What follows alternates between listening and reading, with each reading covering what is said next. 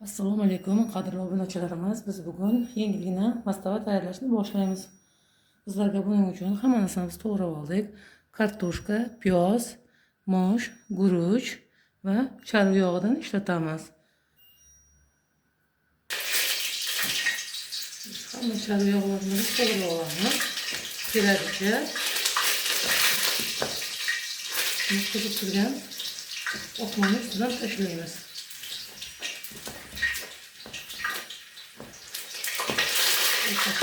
Yaxshi qandirish uchun ishni qozonga yog' solishdan boshladik.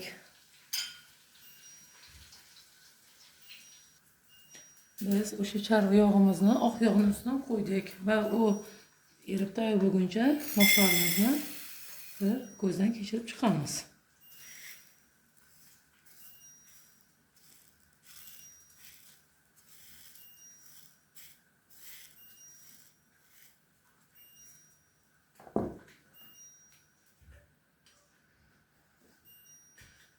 İçidagi begona toshlarni olib tashlaymiz.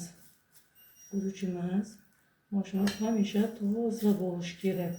Bunda hech narsa bo'lmasligi kerak. Moshning o'zidan bo'lib. Endi piyozni solamiz. Tozalagan moshimizni mana bunday laganchaga solib, yuvishga tayyorlab qo'yamiz. Endi xudo xohlasa kartoshkamizni qovurishga olib ketamiz.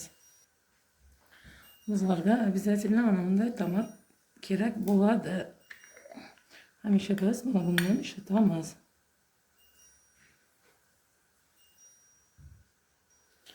Narsalarimiz hamma kartoshka, piyoz narsalarimiz qovurib bo'lgandan keyin bizga mana bunday tomat kerak bo'ladi. Bu tomatni olib ovqatga solamiz. Mana qadrdonlarim, bizlar kartoshka, piyoz va chorva yog'imiz hammasi qovurilishda davom etyapti. Mana ovqatimiz qaynayapti. Moshlari pishib bo'ldi. Endi guruch solsak bo'ladi.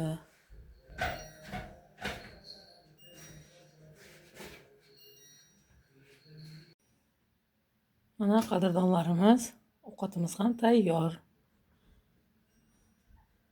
Endi bemalol yesa bo'ladi, issiq holatida.